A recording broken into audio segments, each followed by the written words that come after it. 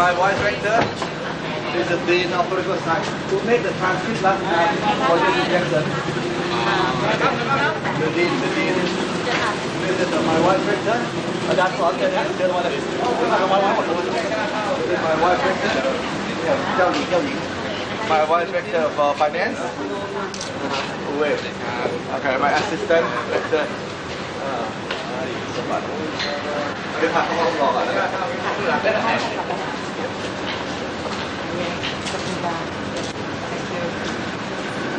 We're very happy to have you with us.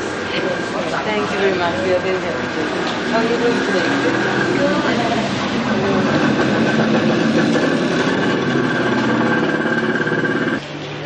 Of the university. First university on the campus.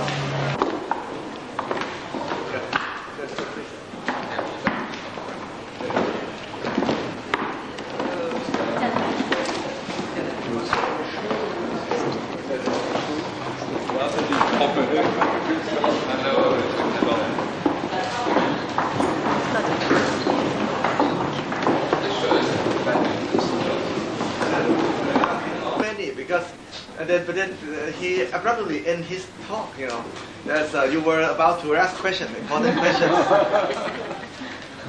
It was a rather lively discussion, I would say. Rather positive. Just coming here, I saw you in the newspaper today. Yeah, in the newspaper. Yes. So you read it in the newspaper here. So it's 1.5 hours, yes, so that we can have discussion afterwards. Yes, very good. I'm just coming here. I saw you interviewed in the newspaper about a lecture yesterday. Yes. Well, he made notes. I did not speak with the Chinese, but I think my wife did read it to me. He got the message quite well. I have to say. I can't say since I wasn't there because I saw the press. Well, at least I can.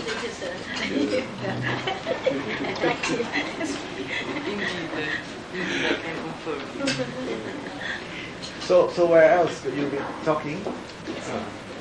Yesterday I was in the Chulalongkorn, but about a different topic. It was within the social venture network. So the topic they gave me there was new paradigms in economics. So.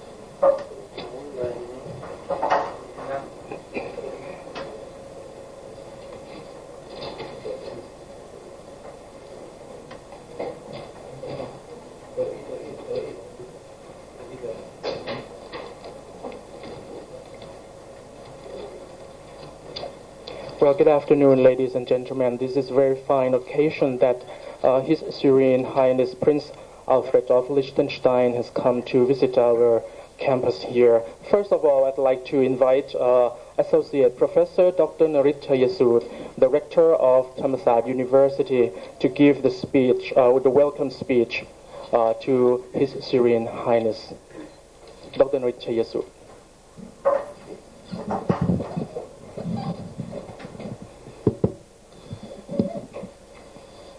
Your Serene Highness, Your Excellencies, distinguished guests, ladies and gentlemen, once again, Thammasat University is honored to be part of the series Bridges Dialogues Towards a Culture of Peace.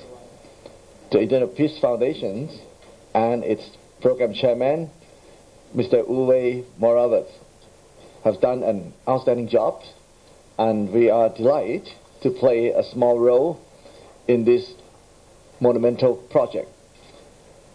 Peace is a concept that is difficult to visualize. This is probably because peace is really defined more as the absence of something that is all too easily visualized. War, death, destruction. Movies, televisions, and newspapers can easily capture vivid images of war and its suffering. But how can we take a picture of peace? Personally, I visualize a monk in silent meditation.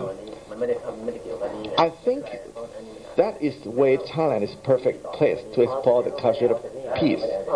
We, as a nation, have not always enjoyed the peace, but we, as a culture, have great appreciation of peace as an important part of life.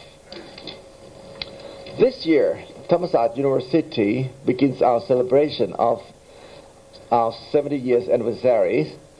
This is an ideal time to step back from our busy lives and contemplate peace and explore what role we can play to promote the dialogue, build the bridges, and open the peace network. Today, we are indeed fortunate that His Serene Highness Prince Alfred of Liechtenstein has consented to share his wisdom and experience with us. As a spokesman for peace, he has an impressive credentials as chairman of advisory board of the International Peace Foundation, president and co-founder of Vienna Academy for Study of the Futures, and chairman of the Society of Founders of International Peace University. It is clear that he is at the forefront of the struggle to bring peace to the world. His Serene Highness will speak to us today on the topic From Civil Society to World Civil Society. It is my honor and pleasure to introduce you to His Serene Highness Prince Alfred of Liechtenstein. Thank you very much.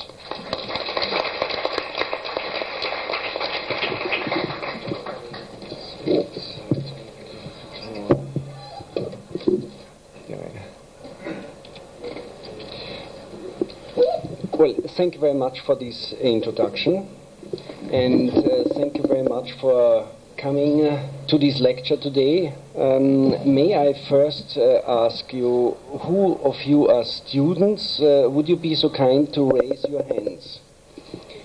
Students. Okay. All students. And who is representing some civil society organizations? Would you be so kind to raise your hands? Well, all kind of citizen groups, grassroots movements and so on. Are any representatives of these organizations here? No. So, but most of you in the center here did not raise your hands either as students nor as... so, would you just briefly identify yourself? They are all students. Okay. Okay. Well, thank you very much. Just that I know to whom and in which way to address this best. Just a brief organizational matter. These will be some slides in this order. I will tell you then when to show them. Yeah? Thank you very much.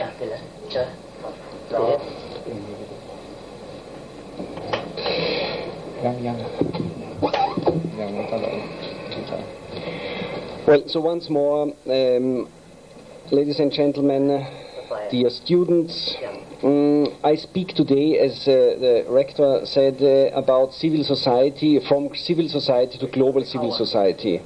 Now, let me first briefly define what is civil society.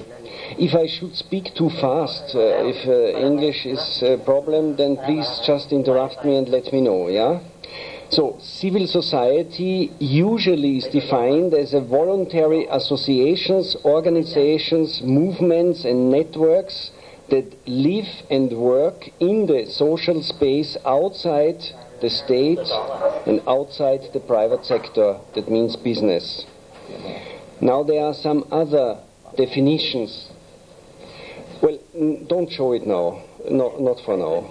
I will tell you later, please. Otherwise everybody is distracted. So there are other definitions of civil society which are more precise, and this is organizations including movements, networks and other entities which are autonomous from the state, and I emphasize the word autonomous from the state, are not intergovernmental or do not represent the private sector, and which in principle are non-profit making, act locally, nationally and internationally. The independent, non-government realm of citizen activities is termed civil society in general. So, in the broadest sense, all activities of these non-governmental organizations, be they agricultural cooperatives, for instance, or women's groups, health groups, healthcare associations, labor unions, or business associations, can be considered to be civil society development, for civil society development.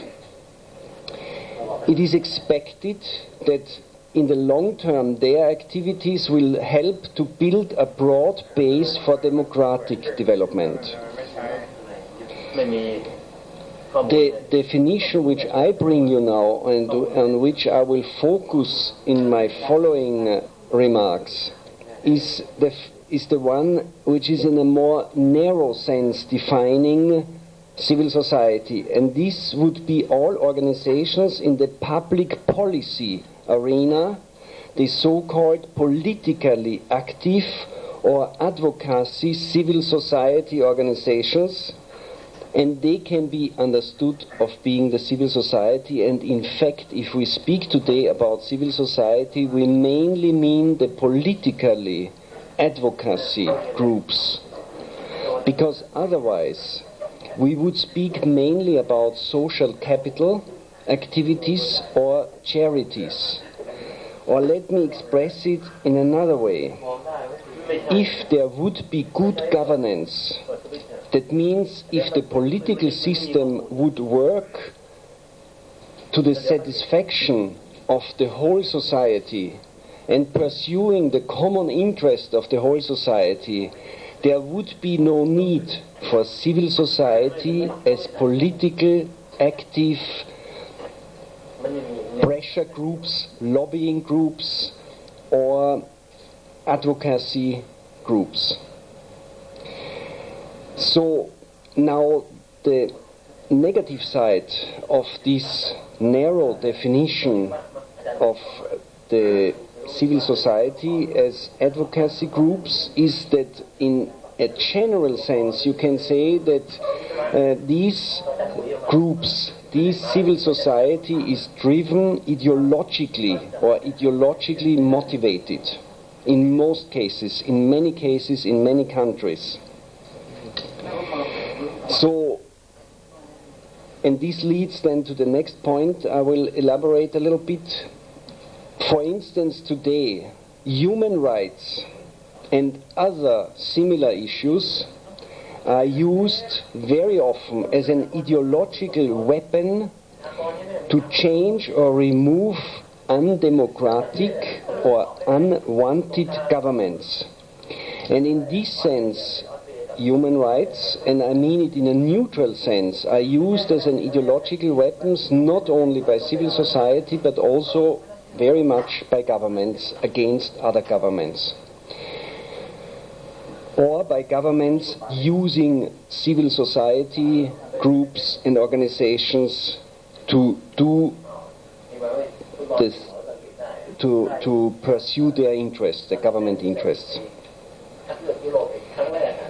In this sense, strengthening civil society is increasingly seen as a way to counterbalance the exercise of excessive authority by governments and economic and political elites, and as a way to encourage more open dialogue about public policy matters, too often decided behind closed doors. A vibrant civil society can even provide recourses to justice through the work of human rights groups, especially in post-conflict situations. I mentioned earlier in the second definition the issue of autonomy, that per definition civil society movements in organizations are the ones which are autonomous from the state. But in fact there is another paradox, because in most of the countries I know, most of the civil society organizations are in fact not independent from the state. They are financially dependent on state funding in many, many cases. And this creates, as I said, a paradox, because on the one hand they are critical in many cases towards their governments, but on the other hand they are financially dependent on the survival on funds which come directly or indirectly from the government. And we can work it out later in our discussion. There is a second issue which is a hot issue, and this is the legitimacy. You know, in the struggle between civil society and governments, the issue is that civil society organizations of this political type, and I said I will speak mainly now of these so-called political civil society organizations, that these civil society groups are challenging most of the time governments, actually the legitimacy of these governments. But in the other way around, we have to say that there is also an issue on the legitimacy of civil rights and civil society organizations, because in some ways, and for the sake of our discussion, I formulate it like this: one have to say that most governments are more legitimized through public elections than most non-governmental organizations, because each of us here can form an civil society organization from today up to tomorrow. Because many of these civil society organizations are nothing else than, let's say, home offices. Somebody has an idea and sits at home in her or his kitchen and say, well, I'm going to found now an international office for global justice and poverty eradication. But in fact, this international office for global justice is nothing else than this one person sitting in a kitchen somewhere with a computer and some other electronic facilities to communicate with the world. Or even many of these organizations have titles like, let's say, Global Center for the Rights of Indigenous People. But again, if you then look at the structure, behind the structure of this organization, you will find this is a one-person organization which claims to be a global center for the rights of indigenous people. But if you then would ask what is your legitimacy, which indigenous people you are representing, and in which way did they give you a mandate to represent you, then usually you don't get an answer, or not a satisfactory answer. So these are points for our discussion. Now, because this civil society, understood as the political, I say it again, civil society it creates a lot of tension between state, the tensions are arising between civil society, state and business. So civil society, government, business relations are becoming critical as the civil society continues to shape world affairs. Some examples. For instance, in the Philippines, the so-called People Power 2 movement, led by civil society, toppled a presidency, they say a corrupt presidency, and paved the way for a new government.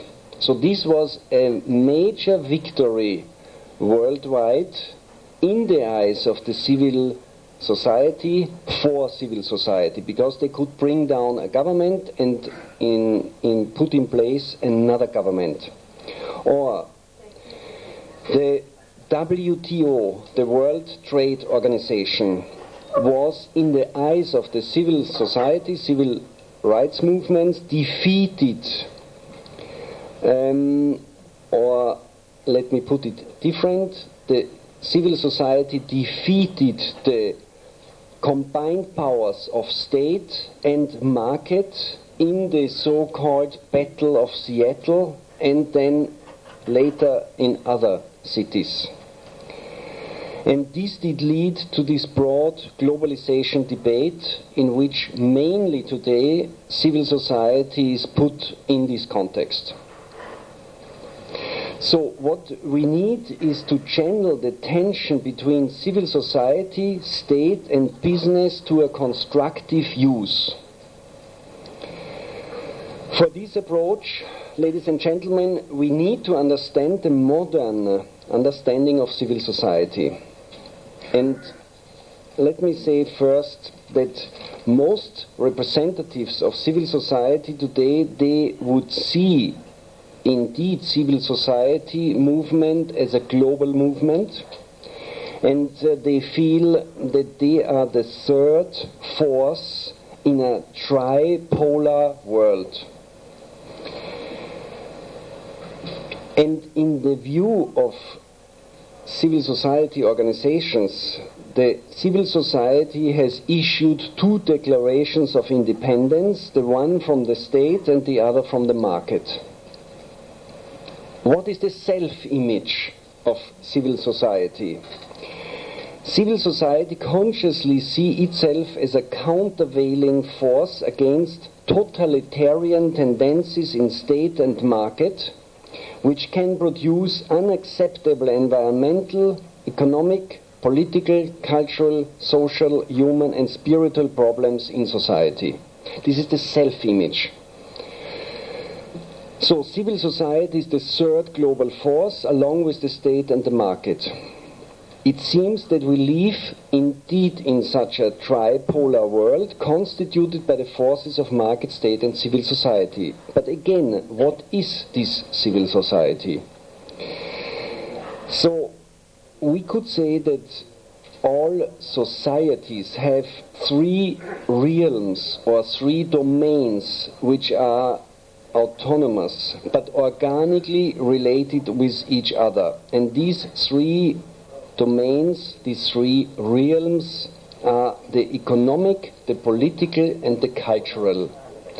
So would you please show the first slide?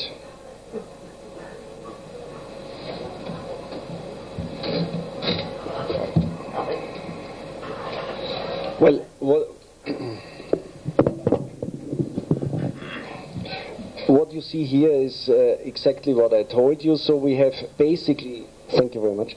We have basically three domains: the domain of the culture or the values, the political domain, and the economic domain.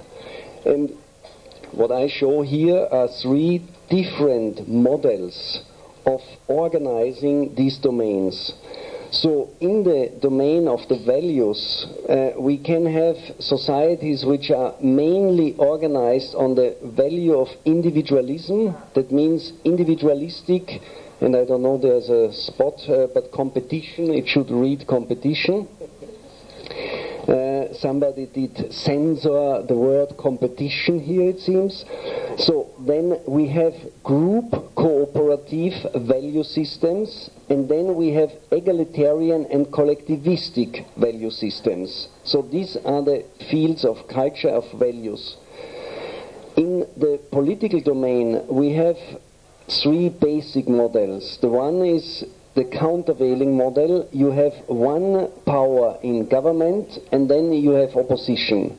Or you have the shared consensual, which is mainly, for instance, Switzerland and Liechtenstein. These are models of shared consensual, because in Switzerland, for instance, all the parties are represented in government all the time. Just sometimes if they lose in the elections, then they are represented in a smaller way, maybe only with one minister or secretary instead of three. But basically all the major parties are always and constantly in government, because the idea behind this is to look for consensus in society. So this would be the shared consensual political model, and then we have the unitary one, which is usually the communistic or the old communistic way, or let's say more totalitarian, where there is only one party existing, which is a collection of all the forces in society in the best way, or it's just a dictatorial one-party system. But in a good sense, the unitarian could be that there are all parties organized in one movement, and this one movement is constantly in power. And then we have the way the economic domain is organized. And these three arrows, they are indicating capital or business, government, and civil society. So each of the arrow is representing one of these three domains. And you can have free enterprise, everybody against everybody, which is a constant struggle. You can have concerted free enterprise. That means you look again for consensus between civil society, state and business, or you have a command state where there are practically no independent sectors in society, but everything is organized from the center.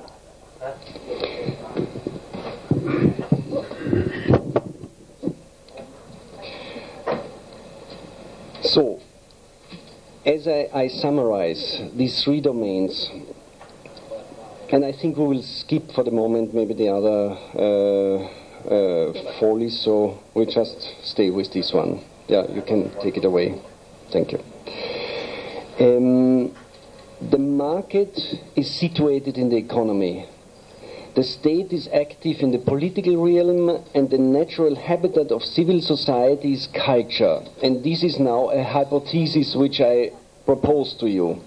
So, to make clear what I will say later again, and what I said already, that it makes no sense that civil society is politically active in the realm or in the domain of policy, because then, I will line this out later, civil society just becomes a kind of party within the political system, and this is not what civil society is supposed to do, at least in my view. So, the market has the economic power, the state has the political power, and civil society is mobilizing cultural power, or is based on the value system. So people move to action on the basis of their beliefs and values. Culture constructs and reproduces our deep-seated beliefs and convictions about justice, transparency, rights, gender equity, empowerment, freedom, peace, democracy, environment, and other elements of worldviews and values. All this is dominated or is shaped by our value system. So culture shapes our identity, giving meaning, direction and coherence to our actions and goals. Civil society mobilizes cultural power against the state by either giving or withholding legitimacy. I mentioned this earlier already. When it criticizes a government as corrupt, for instance, it deconstructs the cognitive and moral pretensions of a corrupt state. This is the power of civil society. Civil society can also mobilize cultural power against the market by influencing, for instance, the demand for specific products through boycotts. What is the task now of civil society in this sense? As a cultural force, civil society also has the task of visioning a new world. They are creating the visions for our future and mobilizing its forces to realize these visions in action. To criticize a social condition is one thing, but to create a new social situation is something else. Civil society needs to advocate for concrete societal reforms by institutionalizing its cultural advocacy in the domain of economics and politics. To do this, civil society has to interface and interact with state and market.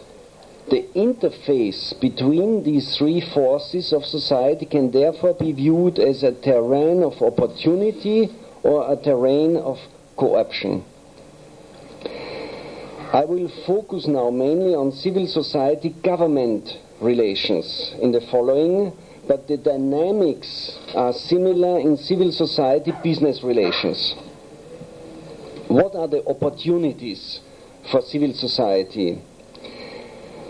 Unless necessary, civil society does not want and should not to always be in a state of permanent mobilization against the state or the government. I repeat this. This is not what, in my view, is a good way. So it should be not always in a state of permanent mobilization against state or government. It seeks to institutionalize its agenda and values in the political terrain, and therefore it mobilizes in many cases permanently against the government. But there are consensus ways, as I indicated already. So,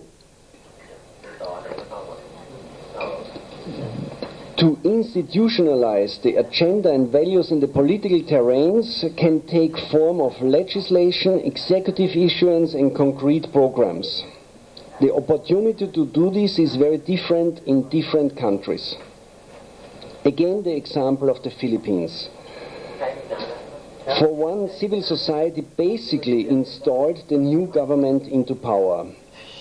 As a result, the new government of the president has begun the process of institutionalizing participatory mechanisms sensitive to the needs of civil society. Because civil society helped the government to come in power, the government helped civil society to get institutionalized. The president has also appointed prominent leaders of civil society to be members of her cabinet.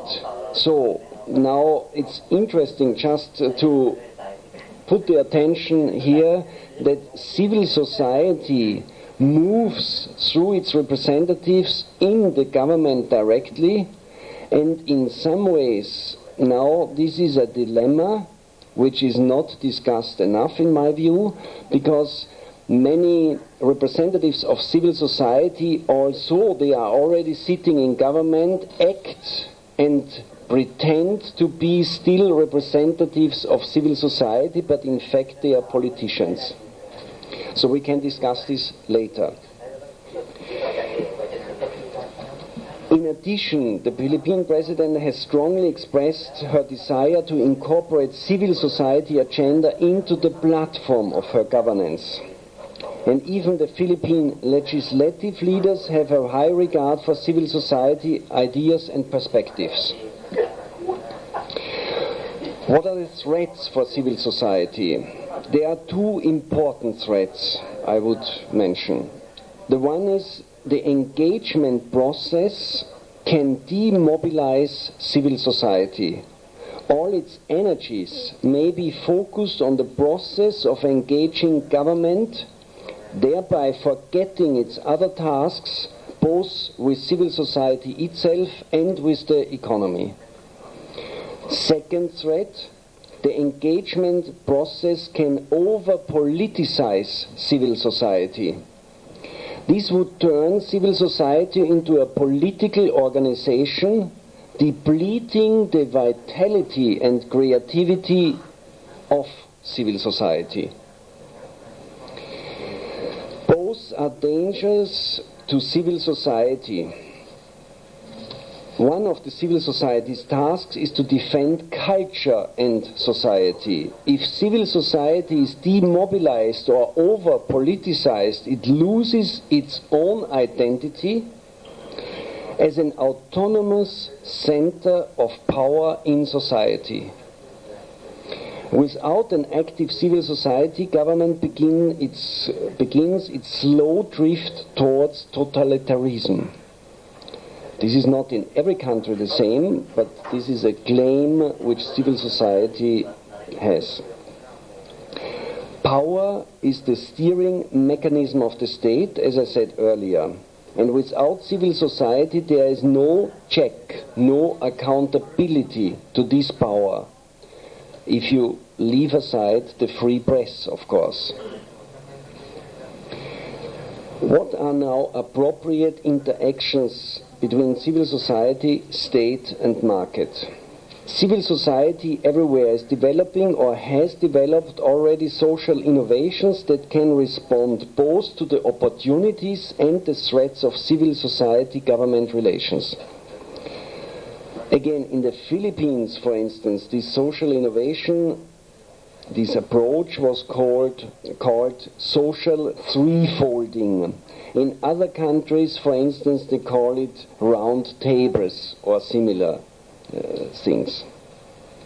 So, social threefolding involves the coming together either in dialogue or in partnership of business, government and civil society towards the pursuit of a common agenda. So all the three sectors are sitting together around a round table to work out a common agenda. In social threefolding, a cultural institution like a civil society organization does not have to transform itself into a political institution or organization, but it remains an element of civil society, and yet it attains results in the political sphere. How are they doing it? They are sitting together in the round table, and they develop agreements with the political institutions and rely on the government and on the government capacity then to carry out these agreements.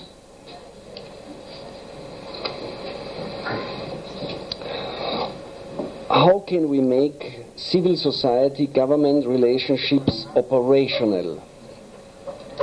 The following elements are necessary to make civil society-government relationships work. First, mutual respect of the differences, as I lined it out. Second, parity in negotiations. Third, a clear mechanism of mutual support and accountability, mutual accountability. Fourth, enabling communication protocols, face-to-face or electronic, in whatever form. 5, principles of unity and common agenda. And 6, covenant-laying process of critical engagement. Ladies and gentlemen, in an interim summary, I would say the globalization process is too complex to be managed by government or the market alone. So, civil society advances good governance by involving the different sectors and harnessing the energy of the potential tension between them towards a creation of a free, just, prosperous and sustainable world.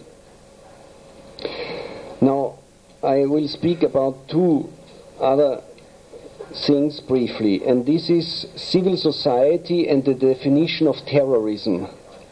And the other brief remark will be about, because I think here in Asia it's of particular interest, this is the Western concept of civil society in the context of Chinese history.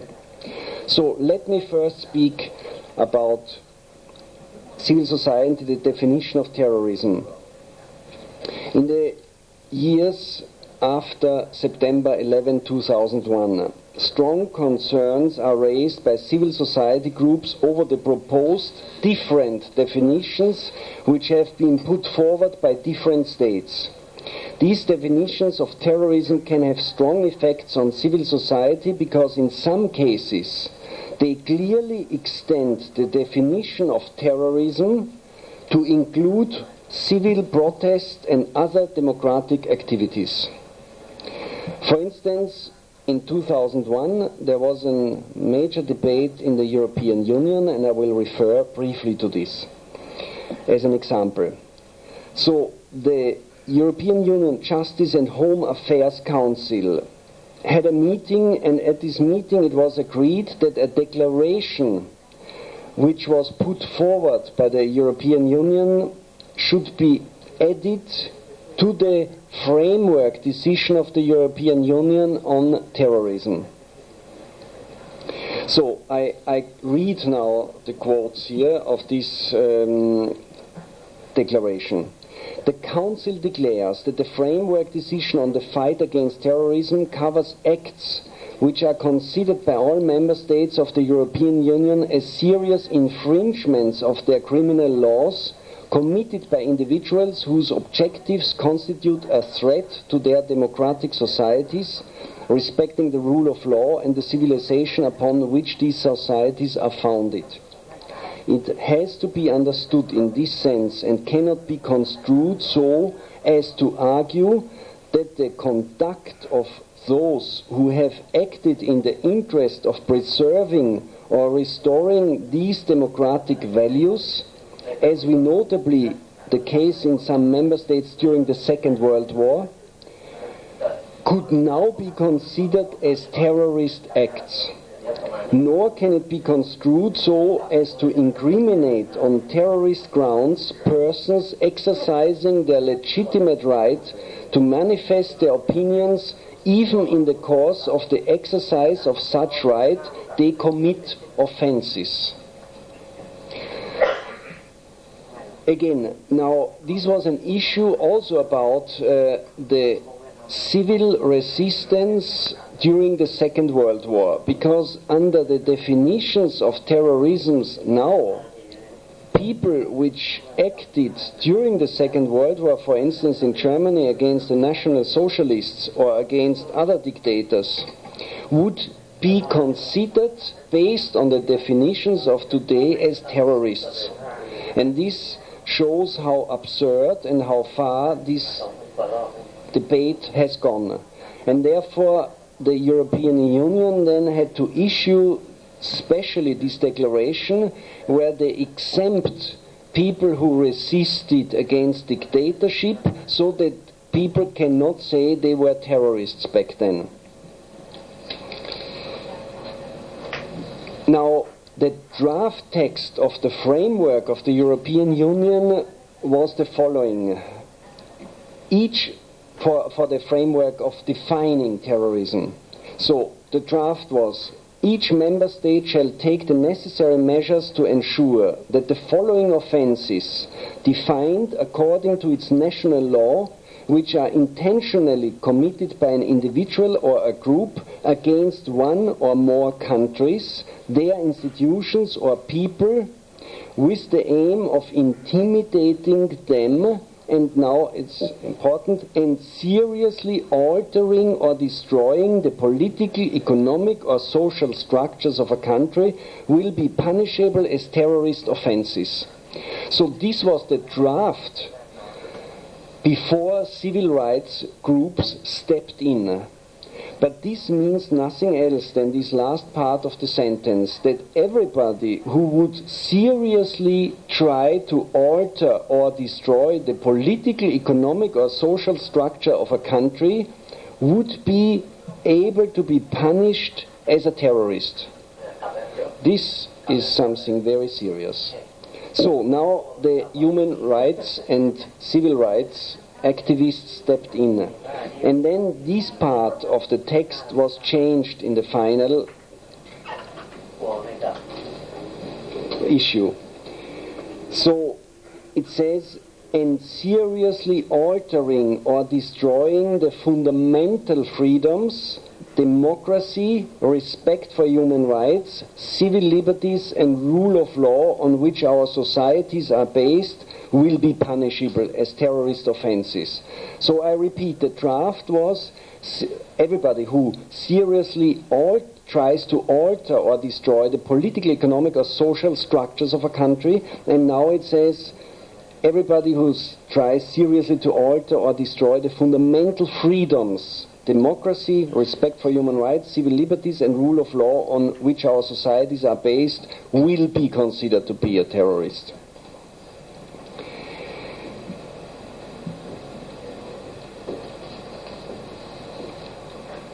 To comment briefly on this, I would say it would appear that the detailed critics from across civil society has made some in the Commission, the European Parliament and in the Council to think again about extending terrorism to include democratic dissent. Because if we label all kind of democratic dissent as terrorism, then our societies and their evolution is dead. Now the Council, anyway, I will skip some thoughts here. I come to the last point, as I said, the Western concept of civil society in the context of Chinese history. Because I think the issue on terrorism we can further debate also, and the point is made clear. The Western term civil society has become prominent in current Western and Chinese discussions regarding China's history and possible democratization. There is a complicated relation, however, between these discussions and the meanings of this term in its original Western context. By analyzing this confusing semantic situation, it becomes clear that not only China, throughout its history, has only exceptionally developed a civil society, so in some ways the concept of civil society is a foreign concept for China and in the Chinese history, but also that current Chinese writing using this term has typically conflated it with indigenous assumptions out of accord with the Western civil society tradition. It can be argued that in this Western tradition, civil society refers to an un-utopian political order in which morally and intellectually fallible citizens organize themselves to monitor an incorrigible state, seeking either to minimize state intervention in their lives or to use some state intervention to check allegedly oppressive elites outside the state.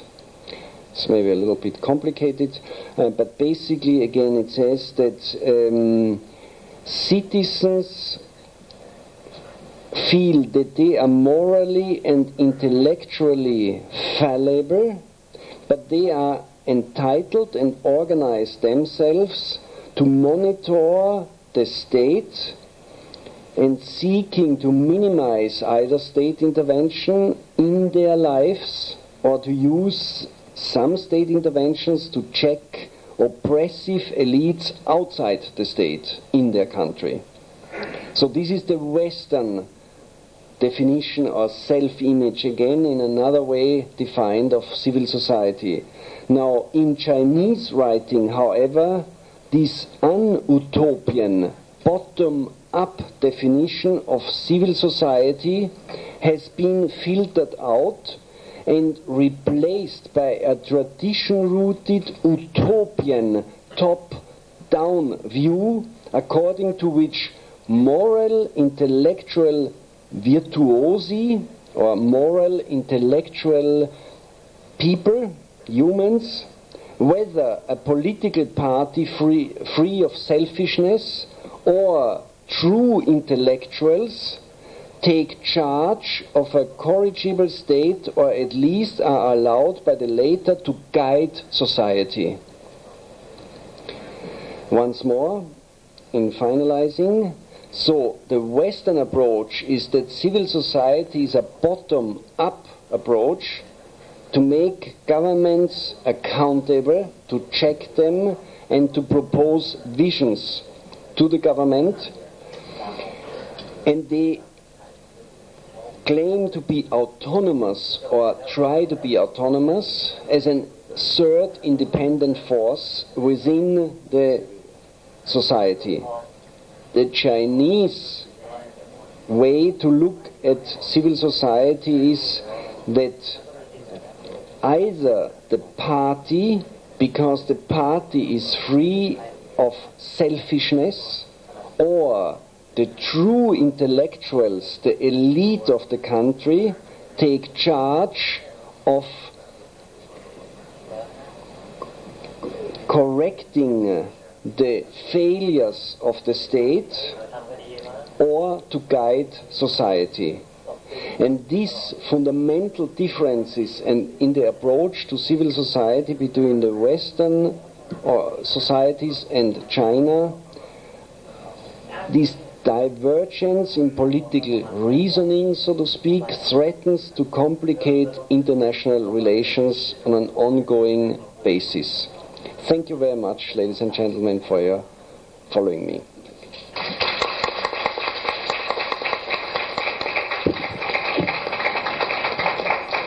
Thank you very much, Your Serene Highness, for a wonderful and interesting presentation. Next, I'd like to ask Ajahn Virod Ali to give us a summary of the presentation. Let me introduce Ajahn Virod Ali. He is our faculty from the Faculty of Political Science. He received a bachelor degree in political science from Thammasat University and master degree in economic and social studies from the University of Manchester. And his field of interest is in international relations. Ladies and gentlemen, Ajahn Virod Ali.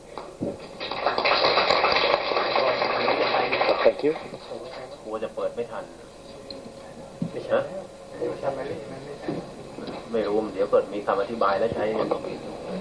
Okay, thank you. His Serene Highness, Prince Alfred of Liechtenstein. Her Serene Highness, Princess Rafaela of Liechtenstein, Your Excellencies, Mr. Uwe Morawetz, Dr. Norit Chaisud, and distinguished guests. I would like to take this opportunity to present a short summary of His Serene Highness, Prince Alfred of Liechtenstein's speech on the topic From Civil Society to Global Civil Society in Thai, and question and answer session would be followed respectively. ครับก็ขอสรุปนะครับสิ่งที่ท่านพระองค์นะฮะได้กล่าวไว้นะครับเกี่ยวกับเรื่องประชาสังคมจากประชาสังคมนะฮะสู่ประชาสังคมโลกนะครับจริงๆก็เป็นเรื่องยากนะครับที่จะสรุปเรื่องซึ่งที่สำคัญนะฮะภายในระยะเวลาสั้นๆนะครับและเนื่องจากเวลาที่มีจำกัดผมก็ขอ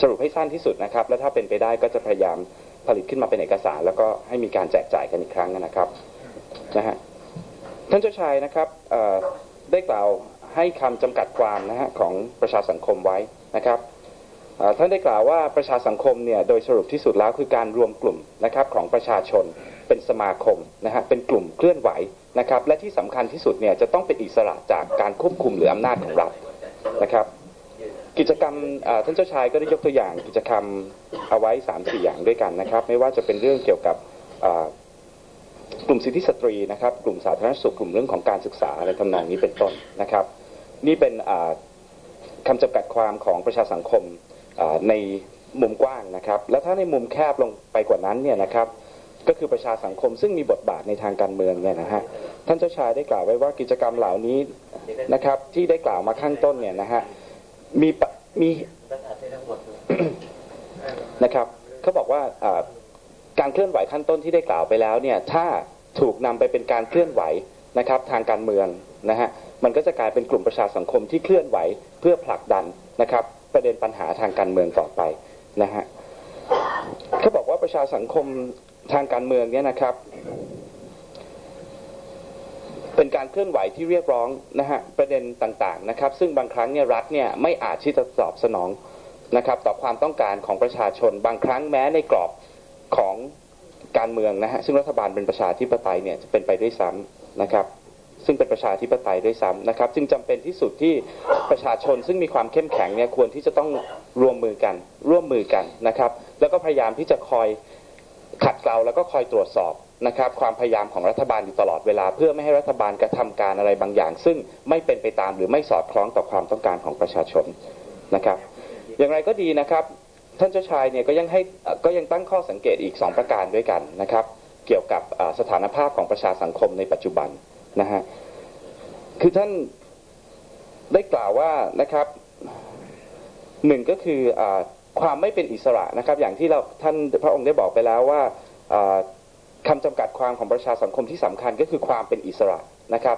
แต่ในทางกลับกันเนี่ยนะฮะก็บอกว่าปัญหาที่สำคัญที่สุดของประชาสังคมที่มีการเคลื่อนไหวอยู่ในปัจจุบันก็คือความไม่เป็นอิสระของประชาสังคมนั่นเองนะครับก็บอกว่าประชาสังคมในบางครั้งเนี่ยนะครับหรือว่าบางกลุ่มเนี่ยนะฮะอาจจะได้รับการสนับสนุนจากตัวรัฐเองนะครับไม่ว่าจะเป็นเรื่องของทางการเงินหรือว่าประเด็นทางการเมืองต่างๆนะครับในประเด็นที่2ก็เป็นเรื่องของความชอบธรรมของกลุ่มประชาสังคมนะฮะซึ่งประชาสังคมเนี่ยนะครับโดยหลักการแล้วเนี่ยก็พยายามที่จะตั้งคำถามกับความชอบธรรมของรัฐบาลนะฮะในการตัดสินใจประเด็นปัญหาต่างๆแต่ท่านเจ้าชายเองก็ตั้งข้อสังเกตว่าถึงที่สุดแล้วเนี่ยนะครับกลุ่มประชาสังคมเองเนี่ยบางครั้งก็อาจจะไม่มีความชอบธรรมโดยตัวของตัวเองนะครับเพราะว่าอาจจะไม่ได้มีโครงสร้างของการเลือกตั้งไม่ได้มาจากโครงสร้างจากการเลือกตั้งหรือการเรียกร้องนะครับจากประชาชนจริงๆท่านเจ้าชายก็ได้ยกตัวอย่างว่าถ้ามีใครสักคนนะฮะนั่งอยู่ในห้อง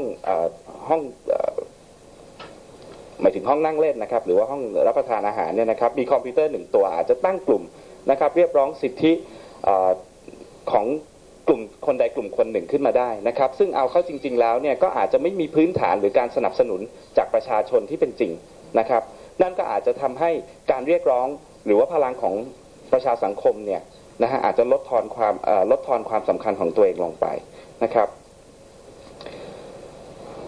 นะฮะอย่างไรก็ดีนะครับท่านเจ้าชายก็ยังให้ข้อสังเกตอีกว่าแล้วเราจะทำอย่างไรนะครับปัญหาที่สำคัญที่สุดก็คือว่ารัฐตลาดและประชาสังคมเนี่ยเป็น3เงื่อนไขนะครับหรือว่าเป็น3กลุ่มซึ่งอยู่ด้วยกันตลอดนะครับแต่จะทำยังไงที่จะให้ทั้ง3กลุ่มสำคัญเนี่ยนะครับสามารถที่จะรวมตัวกันขึ้นมาและสร้างกฎเกณฑ์หรือสร้างหลักเกณฑ์ร่วมกันขึ้นมาเป็นความสัมพันธ์แบบใหม่นะครับซึ่งตอบสนองต่อความต้องการของประชาชนอย่างแท้จริงนะครับจริงๆแล้วมีตัวอย่างมากมายนะครับเดี๋ยวแต่ยังไงก็จะพยายามจะทำให้สั้นลงนะครับ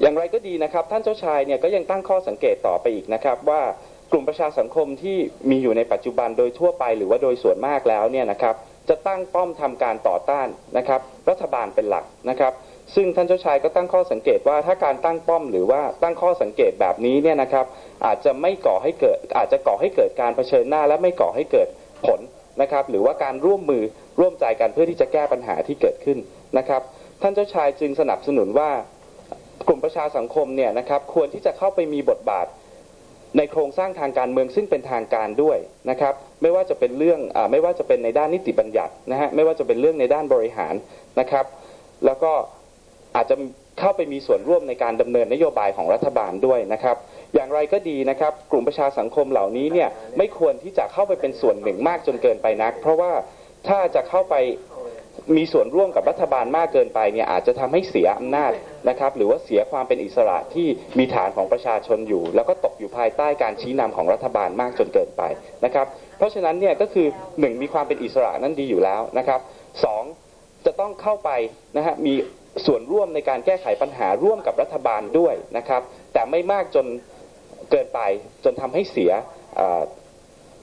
ความเป็นอิสระด้วยนะครับนั่นก็คือเป็นข้อสังเกตที่พระองค์ได้ตั้งไว้นะครับอย่างไรก็ดีนะครับพระองค์เนี่ยก็ยังให้ข้อสังเกตนะครับเกี่ยวกับปัญหานะครับโดยเฉพาะหลังเหตุการณ์11กันยานะฮะโดยที่ท่านบอกว่าเหตุการณ์11กันยาเนี่ยก็ทำให้รัฐบาลต่างๆในโลกนะครับมีการพูดถึงการก่อการร้ายมากขึ้นนะฮะอย่างไรก็ดีนะครับท่านตั้งข้อสังเกตว่าการก่อการร้ายเนี่ยนะฮะอาจจะถูกนำไปใช้นะครับเป็นเครื่องมือของรัฐเพื่อที่จะต่อต้านการเคลื่อนไหวของสังคมนะครับและท่านเองก็ได้ยกตัวอย่างของการออกกฎหมายนะฮะในกลุ่มประเทศสหภาพยุโรปนะฮะหรือว่า EU ซึ่งมีการบอกโดยใจความสำคัญนะครับก็คือว่ากลุ่มไหนก็ตามที่พยายามที่จะทำลายนะครับโครงสร้างทางการเมืองเศรษฐกิจและวัฒนธรรมที่เป็นอยู่เนี่ยนะฮะจะถูกลงโทษหรือว่าจะถูกตีความเป็นกลุ่มการก่อการร้ายนะครับซึ่ง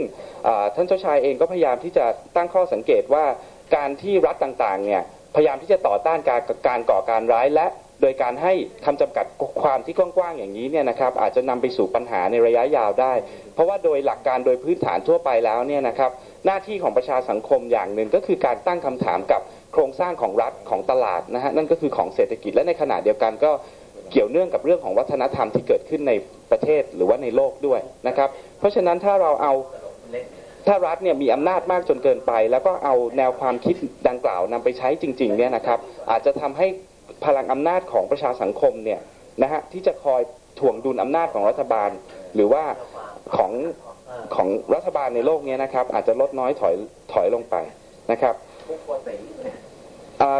ข้อสังเกตสุดท้ายนะครับที่ท่านเจ้าชายอัลเฟรดได้ให้กับพวกเราไว้เนี่ยนะครับก็คือว่าบางครั้งเนี่ยความเข้าใจเรื่องประชาสังคมในประเทศตะวันตกเนี่ยบางครั้งอาจจะไม่สามารถที่จะเอามาใช้นะครับในประเทศในกลุ่มเอเชียนะครับซึ่งมีวัฒนธรรมแบบจีนอยู่ได้นะฮะแบบขงจื้อนะครับได้นะครับโดยท่านบอกว่าโดยสรุปแล้วเนี่ยนะครับท่านบอกว่าตะวันตกเนี่ยนะฮะมีแนวความคิดเรื่องของประชาสังคมเนี่ยเป็นการเคลื่อนไหวนะครับที่มาจากรากหญ้านะครับแล้วก็ขยายตัวขึ้นสู่ด้านบนนะครับนะฮะแล้วในขณะเดียวกันเนี่ยนะครับกลุ่มประชาสังคมดังกล่าวเนี่ยต้องมีหน้าที่ในการที่จะลดทอนอำนาจของรัฐนะครับหรือว่าพยายามที่จะขัดเกลาไม่ให้รัฐเนี่ยใช้อำนาจเกินควรนะครับแต่ในขณะเดียวกันนะครับท่านเจ้าชายบอกว่าในแนวความคิดของจื้อเนี่ยนะครับหรือว่าในวัฒนธรรมของจีนเนี่ยนะฮะลักษณะแนวความคิดเนี่ยจะเป็นจากด้านบนสู่ด้านล่างนะครับก็คือว่ากลุ่มประชาสังคมที่เกิดขึ้นหรือว่าตัวบุคคลที่เกิดขึ้นเนี่ยนะครับรวมกลุ่มกันขึ้นมาจะต้องมีความรู้นะครับแล้วก็มีศีลธรรมนะครับรวมตัวกันขึ้นมานะครับพอรวมกลุ่มกันขึ้นมาเสร็จแล้วปุ๊บเนี่ยนะครับก็เข้าไปนะฮะเป็นส่วนหนึ่งของโครงสร้างอำนาจรัฐนะครับแล้วก็พยายามที่จะคอยเปลี่ยนแปลงสังคมนะฮะให้ดำเนินไปในทางที่ถูกต้องนะครับงั้นก็ขอสรุปไว้สั้นๆเท่านี้นะครับนี่ก็เป็นข้อสังเกตซึ่งมีประโยชน์มากทีเดียวนะฮะต่อไปจะเป็นช่วงตั้งถามคำตอบนะครับคำถามคำตอบนะฮะขอรบกวนให้คำถามของท่านเนี่ยสั้นนิดนึงนะครับเพราะว่าหลายๆท่านจะได้ถามมากขึ้นนะฮะและในขณะเดียวกันเราก็มีเวลาจำกัดด้วยนะครับนะฮะNext would be the question and answer session. Before we proceed, because we have very limited time, I would like to kindly ask the audience to make your questions a bit short and brief. Thank you. Okay. เชิญครับ please. Good afternoon. My name is Kittisak Prokati, and from the Faculty of Law at the Thammasat University. His Syrian Highness gave us a very interesting overview on the development of and the area of activity of civil society, especially in the cultural field. I have a question. That means the civil society is more active in cultural affairs, in like the religious and value creating and value modifying activities. In this sense, I think you yourself, my dear Prince, are also doing your job as an a main element of civil society. My question would be, how you consider the role of the royal families in different countries under the system of the constitutional monarchy or the so-called modern concept of the... This is thank you very much. It's a very particular question. I was never confronted in this way with something similar. For reasons of time constraints, but also because it's not my way, I will not judge the activity of any royal family, including the British family here. But in general, I would say that the true idea of monarchy as I understand it, is that the monarch, because he does not have to look at the short-term popularity, the monarch has the opportunity to look in the long term and to work for the common good and the common interest of his country and his people, his society. That means that in this sense, Louis XIV, the Sun King of France in the medieval time, he said, I am the first servant of my people. Whether he was in reality the first servant or whether he was a semi-god is a different question. But I quote him because he expressed what I think would be the true role of the monarch, to be the first servant for the common good, to be the first servant for the society.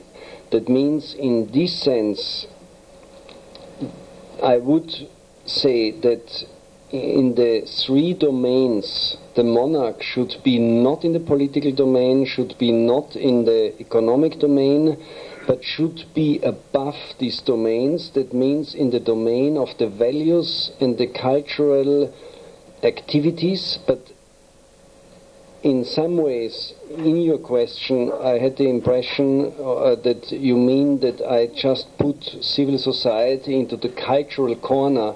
This was not what I was going to say, and also not what I mean now.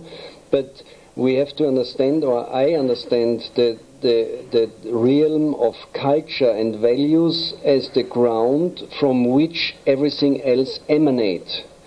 Because maybe it's not the time now to go into it, but our values, they determine our perception of reality. And so the way we shape our reality are determined culturally and by our education through the value system in which we have been brought up and educated. Therefore, if you want to change society, if you want to transform our culture, for instance, from a culture of war into a culture of peace, then you have to start with the values which will shape our thinking, which in turn will shape and transform our behavioral patterns, which in turn then will change our societies.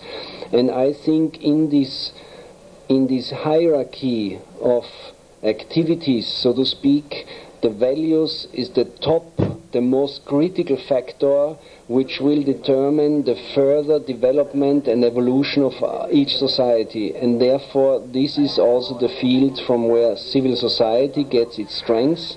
And also I feel that royal families should be on the side of the people and should serve the common good, and they should not exercise political power in the narrow sense.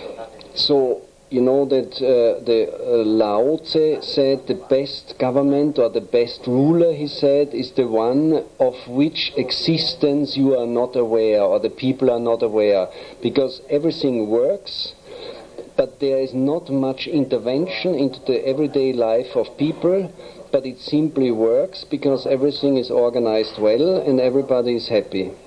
Thank you.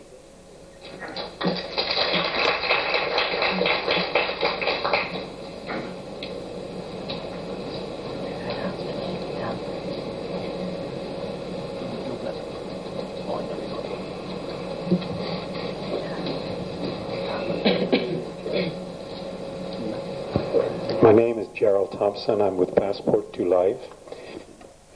We welcome you here very, very much in the work you're doing. You made the comparison or the opposition of the Western culture and the Chinese. And it seems to me like what you're saying with the benevolent monarchy would actually be, where it's Western, it is aligned with the Asian or the Chinese way of looking from the top down. And also what you were just saying about being invisible, like in the I Ching, where it says that a true leader leads by following rather than being out front getting people to follow him. Here now, in this time, it seems that we have, and I'm sure this is what your motivation is at this time, what you're doing, we have an opportunity, we have a challenge that I've never, in history, I don't think we've ever had with the new technologies, with the communication, with the educated level. How can we, the people, the students, how can we work with you in this noble project that you're doing to advance this, because and also if you have any insight or thing you can share to us about what seems to be the biggest conflict now between the Western and the Muslim societies.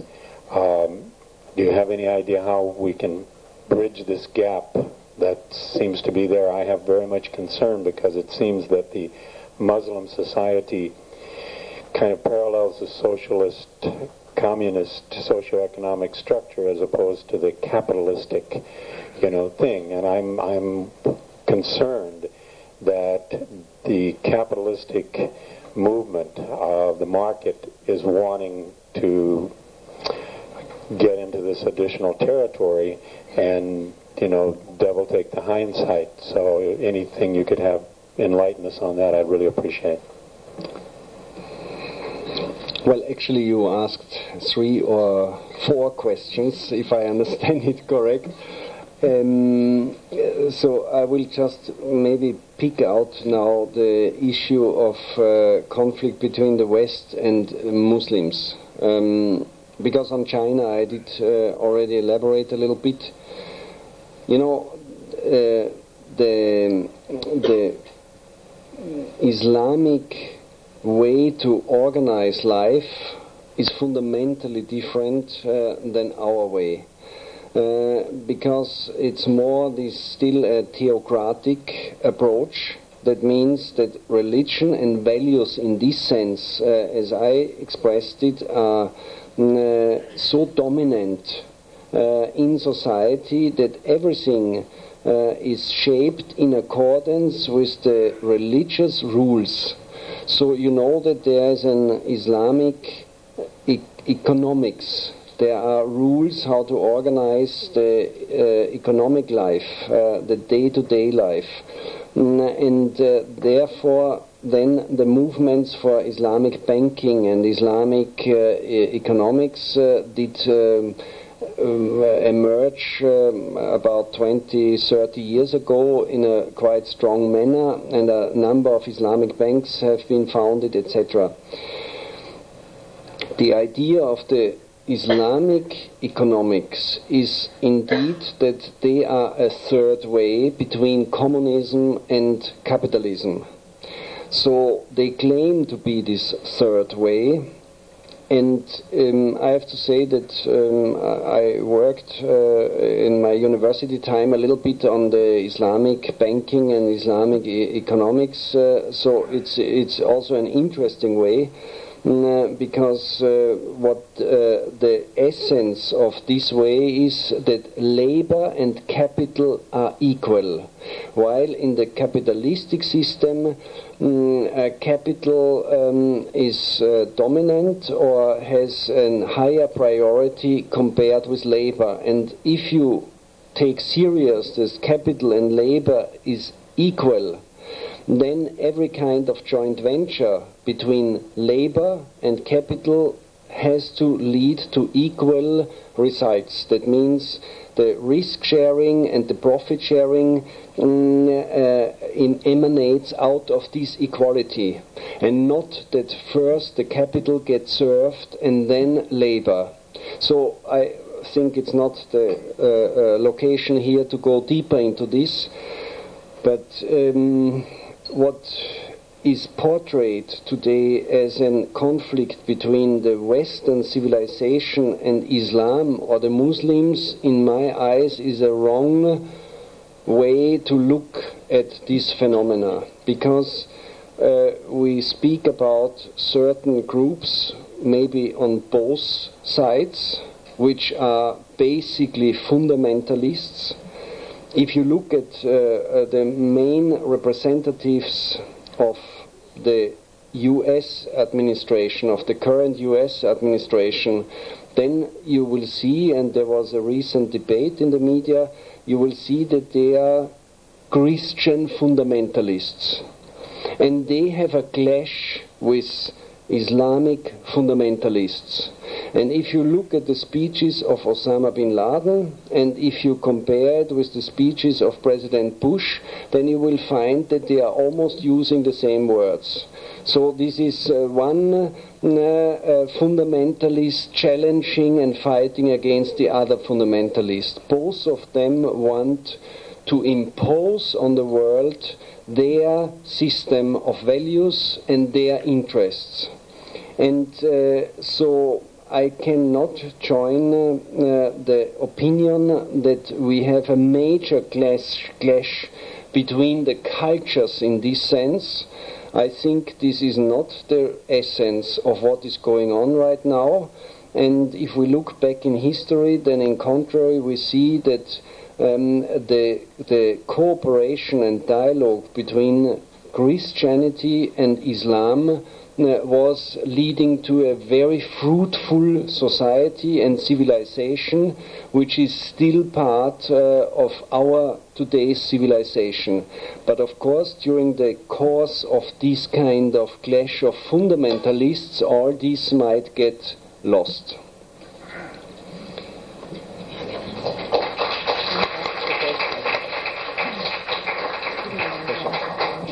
Well, my wife wants to say a few words to this.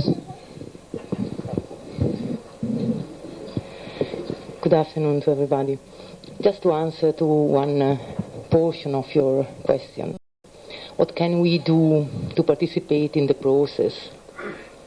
You see, I reconnect to the question of the gentleman, of the professor in law. We look very often to leaderships, and we are so used to criticize it. So, my husband yesterday spoke about new paradigms.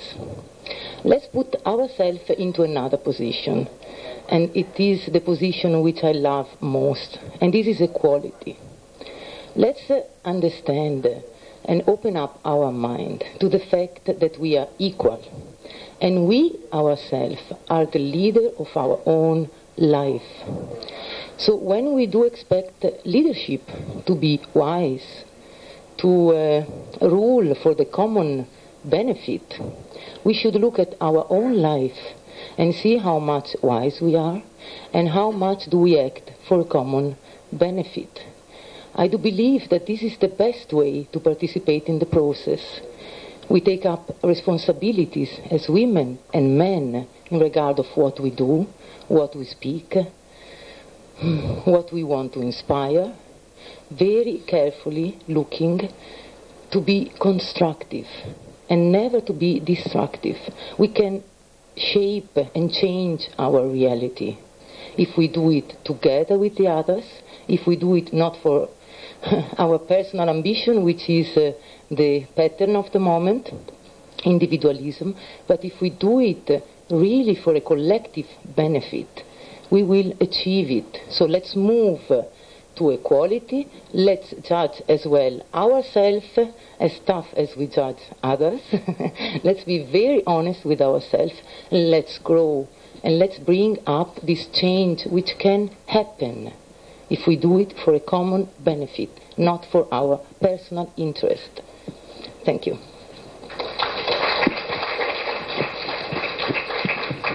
And just from the practical point of view, one word. Mr. Moravec, who is the president of the Peace Foundation, and he's living here in Thailand. And you have, I think, on the program also a webpage, which is peace-foundation.net. So you can get in contact with Mr. Moravec and the Peace Foundation, and I'm sure the foundation, we appreciate very much everybody who wants to help, to sponsor and support our activities. Thank you.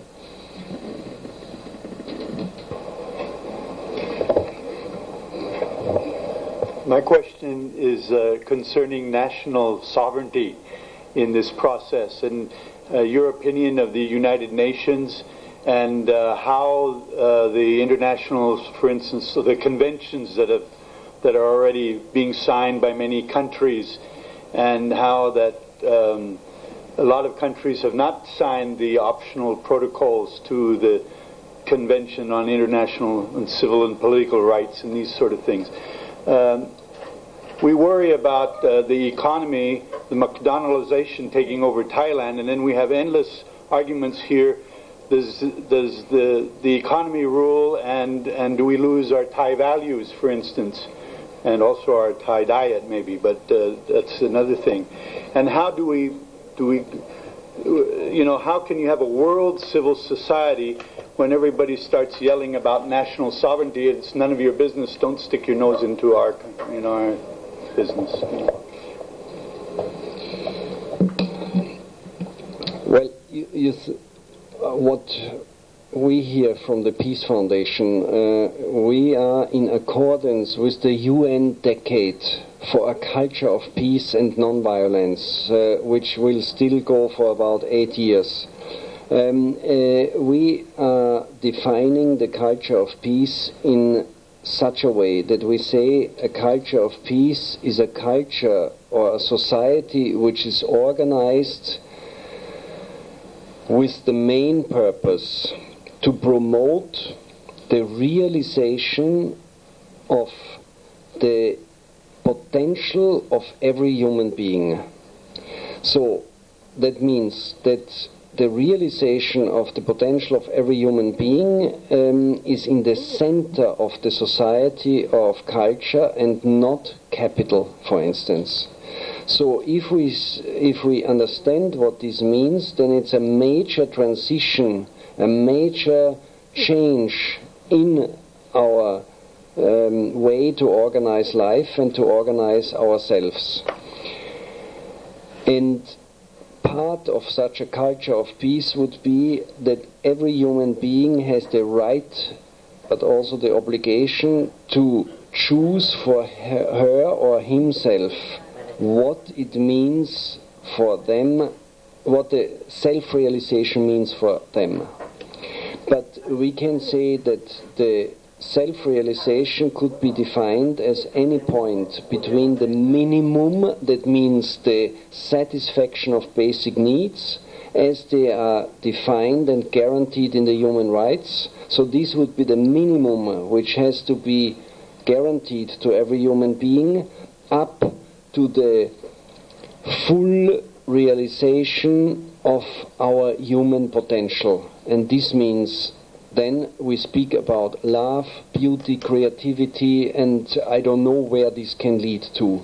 But every human being must have the right to determine and choose what in this spectrum between the minimum and the possible maximum, what they choose. So every human being individually should have the right, and of course every society should have the right in which way they want to realize and express themselves culturally and in other ways.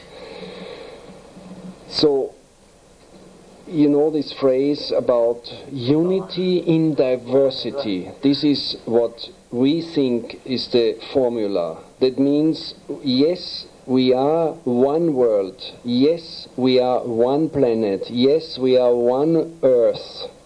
But at the same time, we have to celebrate diversity, because diversity, and we have to preserve the diversity, because if we speak about the genetic diversity, then we want to preserve genetic diversity, biological diversity, because it's the gene pool which we have to preserve, because we don't know what kind of genes we can need for in the future for what purposes.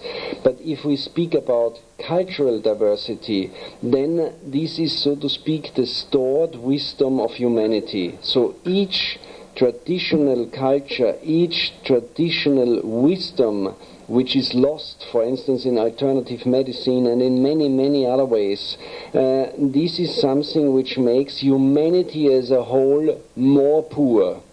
And in other words defined, if we preserve it, then this is the richness or the enrichment of humanity. So we have to preserve on the one side and to continue with our traditional values. And on the other hand, we have to understand that we are one world, and that we are one family, and that we have to respect each other, and that we have to cooperate and interact with each other. And this is sometimes creating a certain tension and confusion, but if you understand it in this very holistic way, then it should be not a problem, as long as everybody in every society can choose his or her own way to express themselves and realize themselves.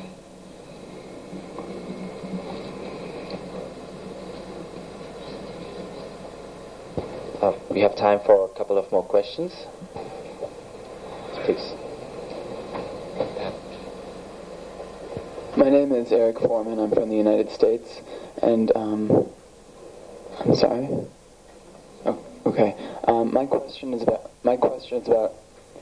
the philosophical basis and future of civil society.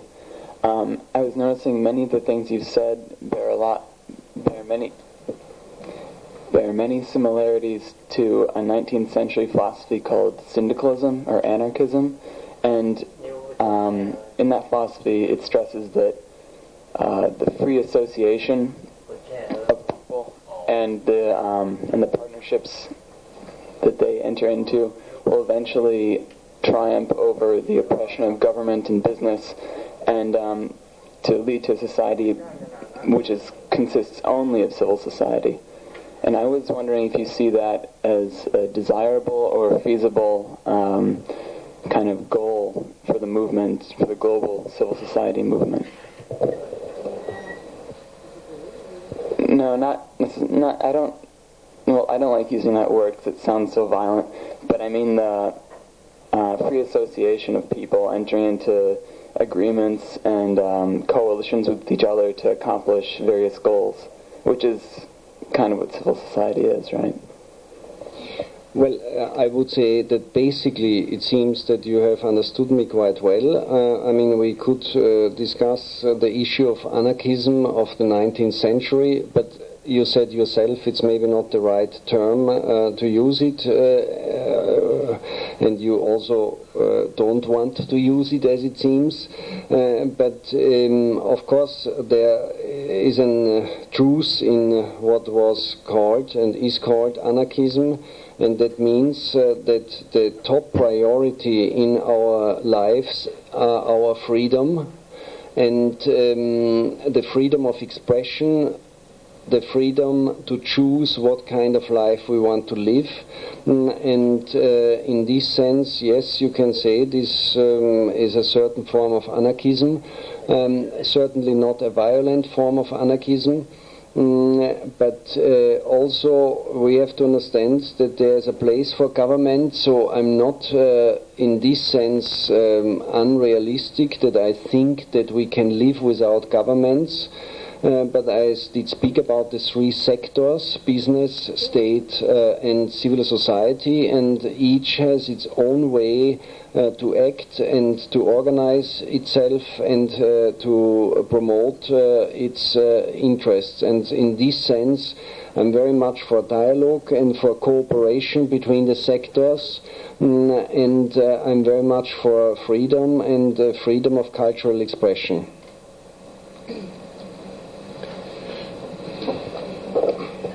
I would also like to add something at this very interesting question. I think that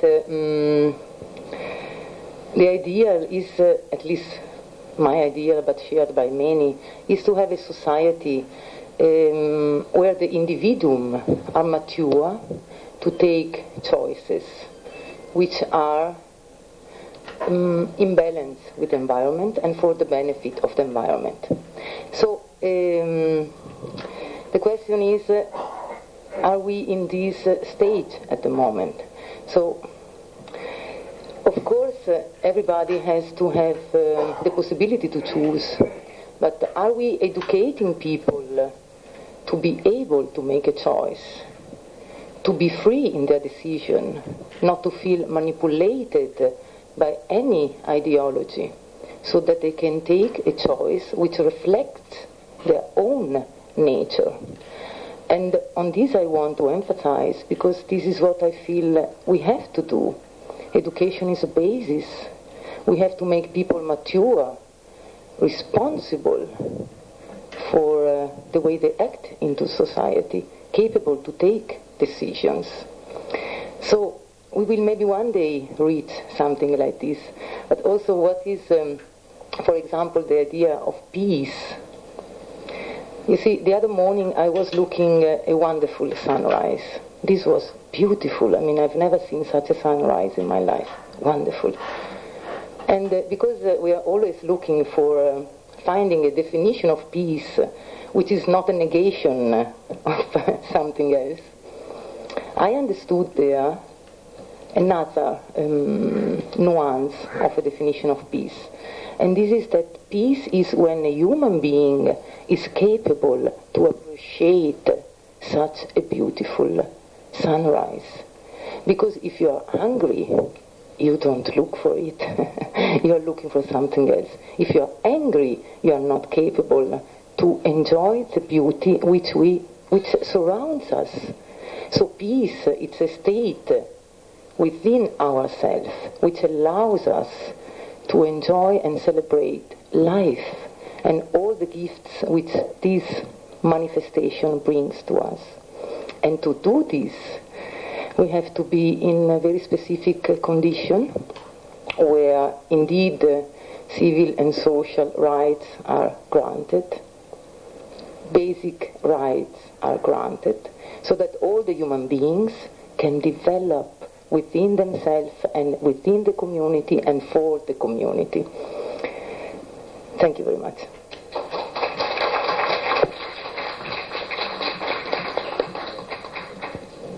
Please. Oh, thank you. My name is Waraket Tangsukgun. I'm from International Buddhist Society. I'm not sure that our organization can be considered as one of the civil society too or not. But from listening from you, I just think that we may be one of the civil society. So I would like to know your opinion about what should be the learning process of peace for each individual, especially youth. Because our organization dealing mainly with youth, about peace education in youth. I just want to know the learning process of peace for each individual, especially for youth, to achieve a cultural peace. since I believe that international peace can be achieved only when, for me, I call like national peace can be achieved. So if national peace can be achieved only when individual peace can be achieved, I mean, it's my word, you know, international peace, national peace, or individual peace. So it means that step by step. So I just want the process, the learning process for each individual to learn peace. Can you just explain more about that? Thank you. Well, thank you very much for the question. My wife has just before defined again peace. I have to add, and also in answering your question, that we have indeed two dimensions of peace. We have the inner dimension of peace and we have the outer dimension of peace. And the inner dimension is what basically my wife was referring before and what Buddhism is referring to. So, yes, we can say that without an inner peace, without peace in your heart and without peace in your mind, you most likely will not be a very peaceful citizen. That means if you achieve to reach peace in your heart, if you understand that peace is a divine state of being, for instance, as the Buddhists say, then you will be acting peacefully in the interaction with your social and natural environment. But of course there is something what we call structural violence, and this means that this is violence which is done unintended to human beings and in a non-direct way. That means the circumstances, the way the life is organized or society is organized can do a lot of harm to people, which can be defined as violence. And so if structural violence exists, then even if you are in peace with your inner self, it's very difficult to stay in peace with your social and maybe natural environment. And just one remark on education briefly, and I hope the rector will be not upset with me if I say this, but I feel that we have to reorganize our educational systems fundamentally.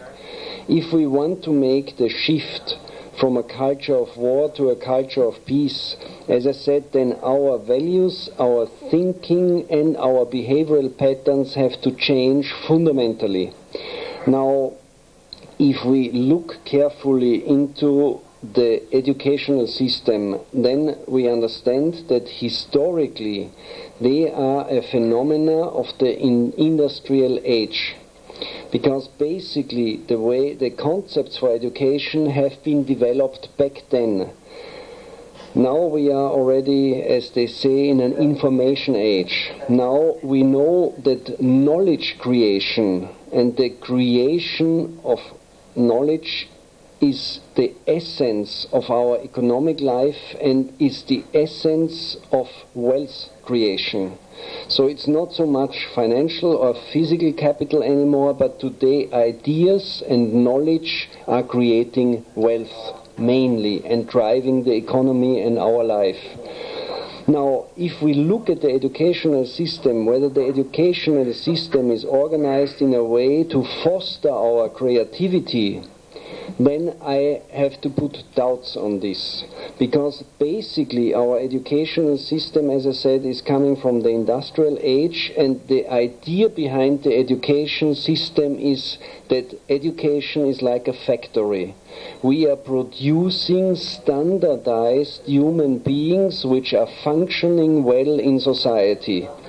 And this means that creativity is not something which is really part of our education, for instance.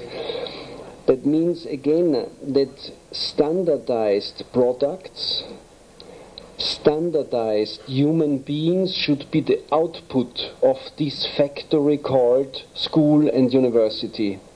And not human beings, but they have to be kind of obeying, well-functioning entities.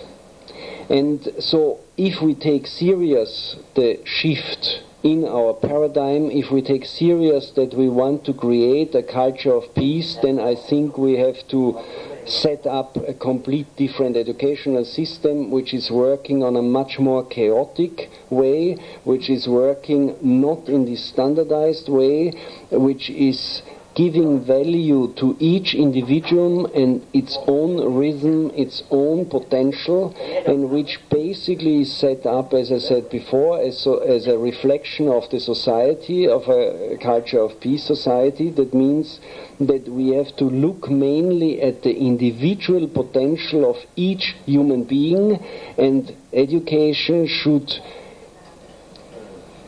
promote the self-realization of the individual being. And the main part of this is that we learn to act in teams, that we learn to act out of love. Also, this sounds so romantic, but love is the way to interact and respect each other. This is what we call love. If we accept each other as we are, in the full way, this is love. Yeah? This is what we feel when we are in love or when we are loved, that somebody does not want to change us, but they accept us fully as we are. And so love is an essential part of it, and creativity. And again, we have to design such an education which is fulfilling these kind of goals. Thank you. Thank you very much. I'm afraid we don't have much time for question and answers. I would like to thank you, His Serene Highness Prince Alfred, and Her Serene Highness Princess Rafaela, and Dr. Topholm would proceed with the program. Thank you. So we have come to the end of our great program this afternoon, and on behalf of Thammasat community, I would like to express our thanks by saying, wir bedanken uns bei Ihnen so sehr für die wunderbare und für die interessante Präsentation und auch für die sehr gute Antworten, die Sie uns heute gegeben haben. And thank you very much. And I'd like to get this chance to ask Dr. Narita Yasud, our rector of Thammasat University, to give the closing remarks and then present a token of appreciation to His Serene Highness Prince Alfred of Liechtenstein. Your Serene Highness, for your excellent presentation and for your lifelong commitment to peace. Thank you very much. Okay. Okay. I'm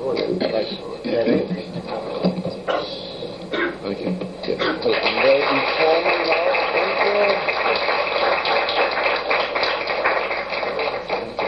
Thank you very much.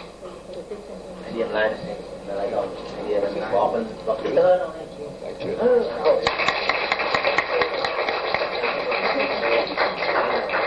We also would like to give something symbolically to the rector of the university, and this is a book, a wonderful book about Austria. And here we have a stamp for the culture of peace and preaches. Okay, thank you very much. So I would like to give you this. And additionally, we have symbolically for the key of the university, we have a key holder about preaches and the culture of peace and the crest of the state and the family of Liechtenstein. Okay, thank you very much. Thank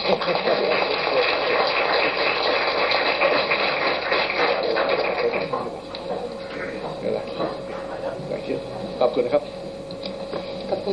Thank you very much. Goodbye for today.